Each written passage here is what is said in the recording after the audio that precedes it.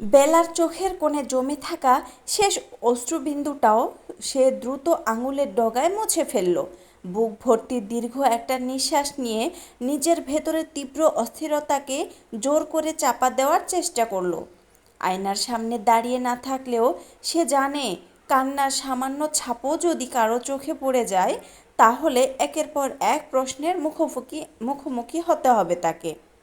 আর আজ এই আনন্দমুখর রাতটাকে নিজের কষ্টের ছায়ায় ঢেকে দিতে সে একদমই চায় না। তাই সমস্ত ভাঙাচোরা অনুভূতিকে বুকের গভীরে লুকিয়ে রেখে ঠোঁটের কোণে কৃত্রিম এক টুকরো হাসি ফুটিয়ে তুলল। নিজের হৃদয়ের আর্তনাদটাকে নীরবতার আড়ালে বন্দি করে ধীরে ধীরে আবার সবার দিকে এগিয়ে এলো, যেন কিছুই ঘটেনি। যেন কয়েক মুহূর্ত আগেও তার বুকের ভেতর এত বড় একটা ঝড় বয়ে যায়নি। ছাদের অন্য প্রান্তে দাঁড়িয়ে থাকা ইরা দূর থেকেই বেলার প্রতিটি পরিবর্তন গভীরভাবে লক্ষ্য করছিল। কয়েক মিনিট আগেও যে মেয়েটা সবার সঙ্গে প্রাণখোলা হাসিতে মেতে উঠেছিল, মুহূর্তের ব্যবধানে তার চোখের ভেতর কিভাবে এমন অদ্ভুত নিস্তব্ধতা নেমে এলো সেটা ইরার দৃষ্টি এড়ায়নি। মানুষের মুখের ভাষার চেয়েও চোখের ভাষা পড়তে সে অনেক বেশি অভ্যস্ত। তাই বেলা যতই স্বাভাবিক থাকার অভিনয় করুক না কেন, তার হাসির আড়ালে লুকিয়ে থাকা চাপা কষ্টটা ইরার কাছে ধরা পড়ে গেল। তবুও ইরা কিছুই বুঝতে পেরেছে এমন কোনো ইঙ্গিত দিল না। বেলার কাছে আসতেই সে আগের মতোই দুষ্টুমি মেশানো ভঙ্গিতে কাঁধে হালকা একটা ধাক্কা দিয়ে হেসে বলল, কোথায় গিয়েছিলি এতক্ষণ? আমরা তো ভাবছিলাম ছাদ থেকে উধাও হয়ে গেলি নাকি। কথাটা বলেই সে ইচ্ছে করে বেলার হাতটা আলতো করে জড়িয়ে ধরল। মুখে স্বাভাবিক হাসি বজায় রাখলেও তার দৃষ্টি নিঃশব্দে একবার বেলার লালচে চোখের উপর গিয়ে থেমে রইল। তারপর আর কোনো প্রশ্ন না করে অন্যদের সঙ্গে হাসি ঠাট্টায় মেতে উঠল, কারণ সে বুঝে গিয়েছিল এই মুহূর্তে প্রশ্নের চেয়ে স্বাভাবিক আচরণটাই বেলার সবচেয়ে বেশি প্রয়োজন। আর যদি সত্যি কোনো কষ্ট থেকে থাকে তবে বেলা নিজে থেকে বলতে চাইলে একদিন নিশ্চয়ই বলবে। আজ অন্তত তার মুখে জোর করে ফুটিয়ে তোলা সেই হাসিটুকু ভেঙে দিতে ইরার মন সায় দিল না। বেলা জোর করে হেসে উত্তর দেয়, কোথাও না তো, মিথ্যা বলবি না, আমি 5 মিনিট ধরে তোকে খুঁজছি। আরে ওই দিকে দাঁড়িয়ে একটু বাতাস খাচ্ছিলাম। ইরা ছোট ছোট করে অনেকক্ষণ তার মুখের দিকে তাকিয়ে রইল। তারপর আচমকায় হাত বাড়িয়ে বেলার কপালে হাত দিয়ে বলল, জ্বর এসেছে নাকি? বেলা অবাক হয়ে বলল, ধুর না তো। তাহলে এমন মুখ কেন? 5 মিনিট আগেও মনে হচ্ছিল পৃথিবীর সবচেয়ে সুখী মানুষ তুই, এখন মনে হচ্ছে কেউ তোকে ছ্যাঁকা দিয়েছে। বেলা হেসে বলল, খুব অল্প, কিন্তু সেই হাসিটাও চোখ পর্যন্ত পৌঁছালো না। ইরা এবার আরও কাছে এসে নিচু গলায় বলল, সত্যি করে বল, কি হয়েছে? কিছু হয়নি।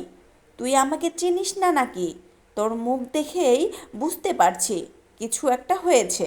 বেলা অন্যদিকে তাকিয়ে শান্ত গলায় বলল, আরে বললাম তো কিছু না। ইরা ইচ্ছে করে পরিবেশটা হালকা করার জন্য বলল, আচ্ছা ঠিক আছে, মুখ গোমড়া করে রাখবি না। বেলা হাসি মুখে বলল, আচ্ছা। ইরা মনে মনে স্বস্তির নিঃশ্বাস ফেলল। অন্তত কয়েকবার মুহূর্তের জন্য হলেও বেলার মুখে আবার হাসি ফিরে এসেছে।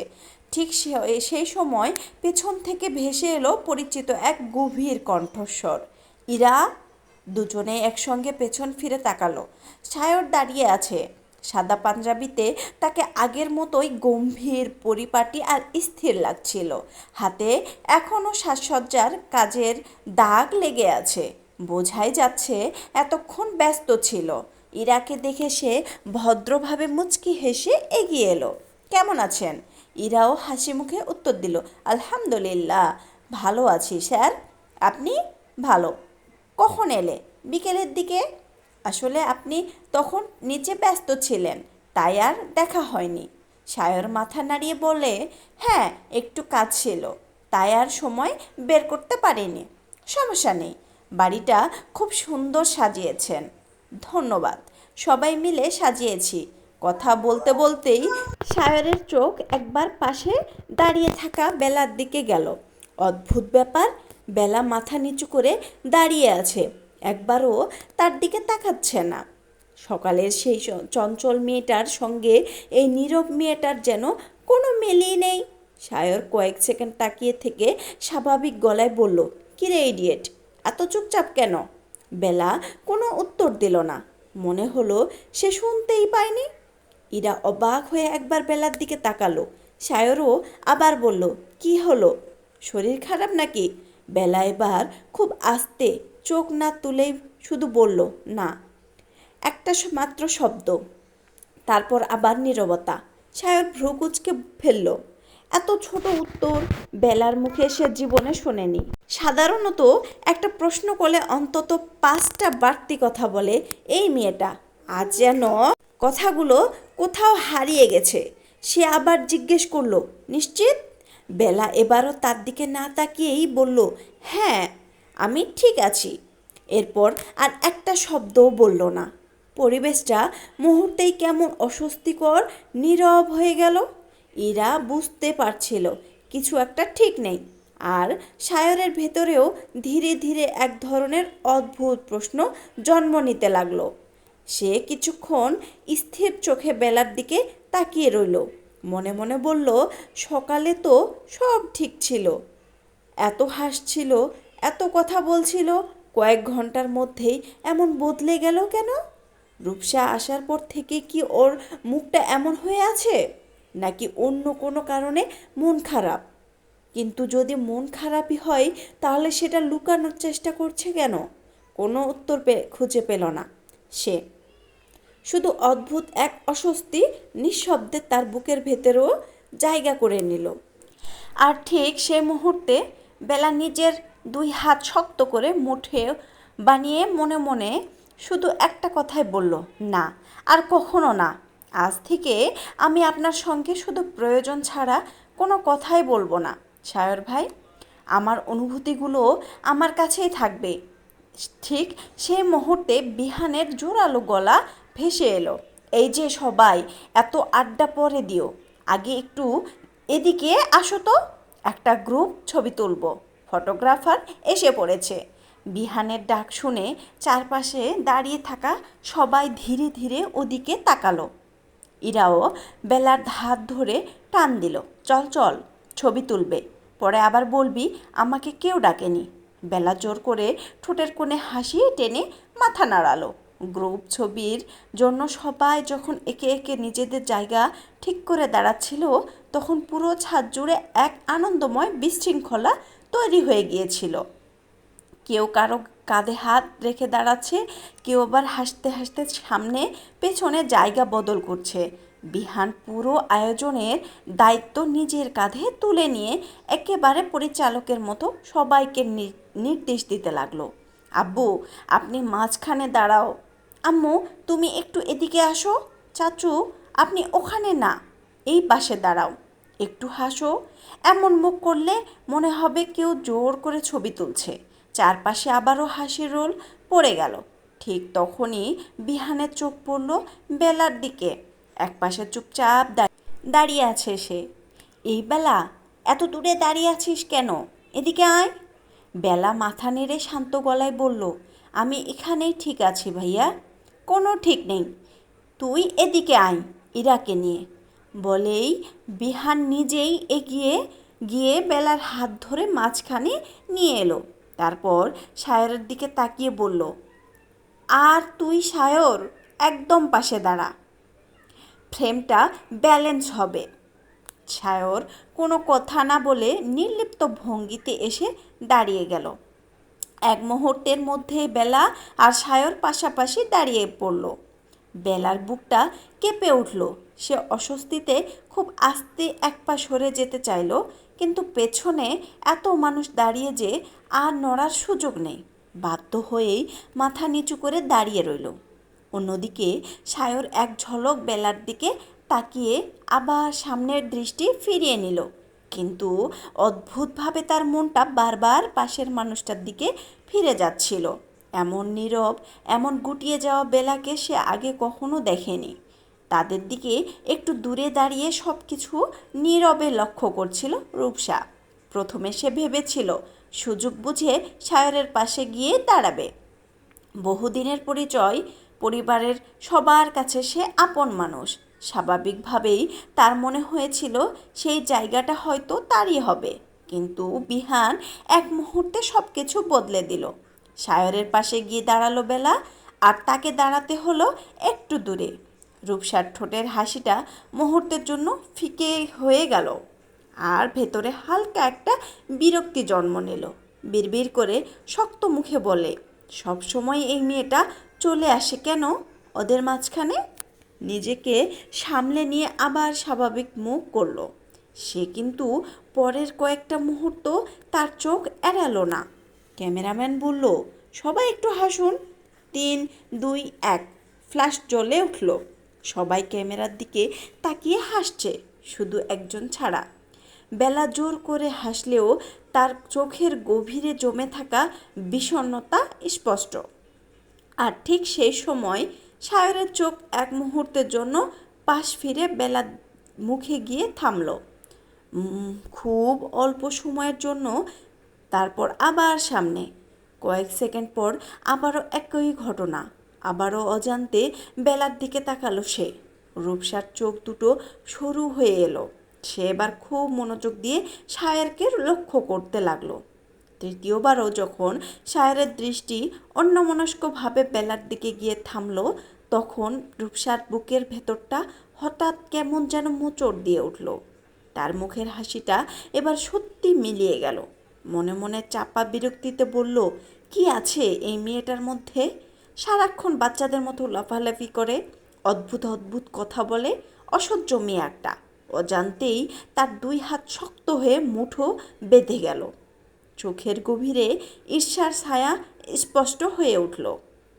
পরের মুহূর্তেই সে আবার ঠোঁটে ভদ্র একটা হাসি ফুটিয়ে তুলল, যেন কিছুই হয়নি।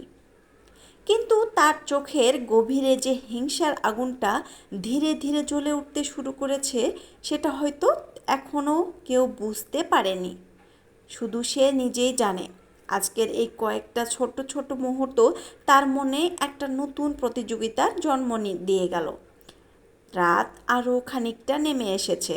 ছাদের চারপাশে ঝুলে থাকা নীল সাদা ফেয়ারি লাইটগুলো অন্ধকারের বুক চিরে মায়াবী এক আবহ তৈরি করেছে। হালকা বাতাসে বেলুনগুলো দুলছে। দূরে কোথাও ভেসে আসছে আতশবাজির শব্দ। আর ছাদের এক কোণে বড় পর্দায় ইতিমধ্যেই খেলা সম্প্রচারের প্রস্তুতি নেওয়া হয়েছে। যদিও ম্যাচ শুরু হতে এখনও কিছুটা সময় বাকি, তবুও সবার উত্তেজনা দেখে মনে হচ্ছে খেলা যেন শুরু হয়েই গেছে। সারোয়ার খান হাত ঘড়ির দিকে একবার তাকিয়ে বললেন, খেলা শুরু হতে এখনও সময় আছে। আগে সবাই খাওয়া দাওয়া করে নাও, পরে আর কেউ নিজের জায়গা ছেড়ে উঠতে চাইবে না। সঙ্গে সঙ্গে নাজনীন সুলতানাও সায় দিলেন, একদম ঠিক কথা। আগে সবাই খেয়ে নাও, না হলে পরে শুধু খেলা নিয়েই ব্যস্ত থাকবে। বিহান 2 হাত তুলে নাটকীয় ভঙ্গিতে বলল, ঘোষণা করা হচ্ছে, আর্জেন্টিনা সমর্থকদের জন্য খাবার আগে, উদযাপন পরে। আর ব্রাজিল সমর্থকরা চাইলে না খেয়ে মন খারাপ করে বসে থাকতে পারেন। আর্জেন্টিনা হারলে না হয় আনন্দ করে খাবেন। তার কথা শেষ হতেই চারপাশে আবারও হাসির রোল পড়ে গেল। বাশার খান হেসে বললেন, সায়রকে না পচালে তোর শান্তি মেলে না, দুষ্টু ছেলে। না। সবাই হাসতে হাসতেই খাবারের টেবিলের দিকে এগিয়ে গেল। ছাদের এক পাশে লম্বা করে কয়েকটি টেবিল সাজানো হয়েছে। সাদা টেবিল ক্লথের উপর একের পর এক ধোয়া ওঠা biryani, roast chicken, barbecue, salad, borhani আর নানা রকম সফট ড্রিঙ্কস সাজিয়ে রাখা হয়েছে। সুগন্ধে পুরো ছাদ যেন আরও মুখর হয়ে উঠেছে। বড়রা আগে বসে পড়লেন, তারপর ধীরে ধীরে বাকিরাও নিজের জায়গা নিতে লাগলো। মেয়েরা এক পাশে, ছেলেরা ঠিক বিপরীত পাশে বসেছে। মাঝখানে শুধু টেবিলের ব্যবধান। ইরা বেলার হাত ধরে পাশে বসিয়ে দিল, এখানে বস। বেলার কোনো আপত্তি করল না। চুপচাপ এসে বসে পড়ল। ঠিক বিপরীত পাশের চেয়ারটা তখনও খালি। পরের মুহূর্তেই সায়র এসে সেই চেয়ারেই বসে পড়ল। বেলার বুকটা অকারণে ধক করে উঠল।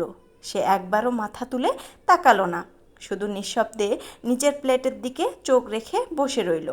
অন্যদিকে সায়রও বসতে বসতে এক ঝলক বেলার দিকে তাকিয়েছিল। আবারও সেই একই দৃশ্য। মেয়েটা আজ অস্বাভাবিক রকমের চুপ। কোনো দুষ্টুমি নেই, কোনো অকারণ কথা নেই। এমনকি ইরার সঙ্গেও আগের মতো হেসে কথা বলছে না। বিষয়টা যতই উপেক্ষা করছে ততই যেন তার চোখে পড়ে যাচ্ছে। এদিকে ইরা খুব স্বাভাবিকভাবেই গল্প করতে শুরু করলো। আন্টি, বিরিয়ানিটার দারুণ ঘ্রাণ এসেছে। নাজনীন সুলতানা মুচকি হেসে বললেন, আগে খেয়ে দেখো, তারপর বলো। ইরা এক চামচ মুখে দিয়েই চোখ বড় বড় করে বলল, ওয়াও, সত্যি অসাধারণ।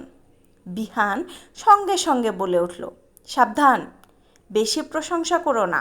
আম্মু পরে আমাকে রান্নাঘরে ঢুকিয়ে দেবে, কারণ বিরিয়ানি আমি রান্না করেছি। আবারও হাসির ঢেউ বয়ে গেল। সবাই গল্প করছে, হাসছে, খেতে খেতে খুনসুটিতে মেতে উঠেছে। শুধু বেলা চুপচাপ প্লেটে খাবার নড়াচড়া করছে, কিন্তু ঠিকমতো খাচ্ছে না। সায়রের চোখে বিষয়টা এবার স্পষ্ট ধরা পড়ল। সে ভ্রু কুঁচকে বলল, খাচ্ছিস না কেন? বেলা কোনো সাড়া দিল না, মনে হলো শুনতেই পায়নি। সায়র আবার ডাকল, বেলা। এবারও ধীরে ধীরে মাথা তুলল সে। জি। খাচ্ছিস না কেন? বেলা খুব ছোট্ট করে উত্তর দিল, খাচ্ছি। এটাকে খাওয়া বলে? ধীরে ধীরে খাচ্ছি তো। এই কয়েকটা শব্দ বলেই আবার নিচের দিকে তাকিয়ে রইল। সায়র আর কিছু বলল না, কিন্তু অদ্ভুত এক অস্বস্তি তার বুকের ভেতর নীরবে জমা উঠতে লাগলো। সত্যি কি শরীর খারাপ, নাকি অন্য কিছু? ওদিকে মমতাজ বেগম পুরো ঘটনাটা নীরবে লক্ষ্য করছিল। বেলা কথা বলছে না, আর সায়র বারবার তার খোঁজ নিচ্ছে। এই দৃশ্যটা তার মোটেও ভালো লাগলো না। মুখে অবশ্য আগের মতোই হাসি ধরে রাখল। খাওয়া শেষ হতে হতে রাত আরও খানিকটা গভীর হয়ে গেল। প্লেটে গ্লাস সরিয়ে সবাই আবার ছাদের মাঝখানে চলে এলো। বড় প্রজেক্টরের সামনে সারি করে চেয়ার সাজানো হয়েছে। কেউ হাতে ঠান্ডা পানীয় নিয়েছে, কেউ চিপসের প্যাকেট খুলেছে, আবার কেউ খেলা শুরুর আগেই আর্জেন্টিনার পতাকা কাঁধে জড়িয়ে ফেলেছে। বিহান কোথা থেকে একটা বড় আর্জেন্টিনার পতাকা এনে কাঁধে জড়িয়ে চিৎকার করে উঠল, আজকে কিন্তু কেউ বসে বসে খেলা দেখবে না। গোল হলেই পুরো ছাদ কাঁপিয়ে ফেলবো। চারপাশ থেকে একসঙ্গে সবাই বলে উঠল, অবশ্যই। কয়েক মিনিট পর ম্যাচ শুরু হওয়ার সঙ্গে সঙ্গেই পুরো ছাদের পরিবেশ বদলে গেল। প্রতিটি পাস, প্রতিটি আক্রমণ, প্রতিটি কর্নারে সবাই একসঙ্গে চিৎকার করছে।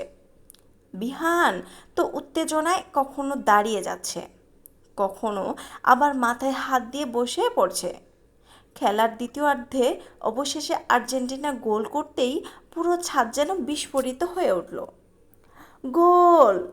বিহান লাফিয়ে উঠে পতাকা নাড়াতে লাগলো। বলেছিলাম আজকে জিতবই। সারোয়ার খান পর্যন্ত হেসে হাততালি দিলেন।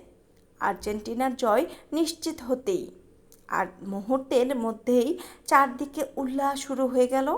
এই আনন্দের ভিড়ের মাঝেও বেলার ঠোঁটে মৃদু হাসি রাখার চেষ্টা করছিল, কিন্তু তার হাসিটা এখনও চোখ পর্যন্ত পৌঁছায়নি। আর ভিড়ের উপাসে দাঁড়িয়ে সায়র আবারও একবার অজান্তেই তাকিয়ে রইল বেলার দিকে।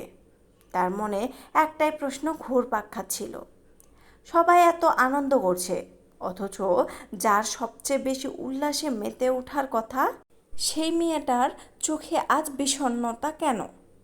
গল্পটা লিখেছেন ইয়োশরা রিমো। পর্ব 10।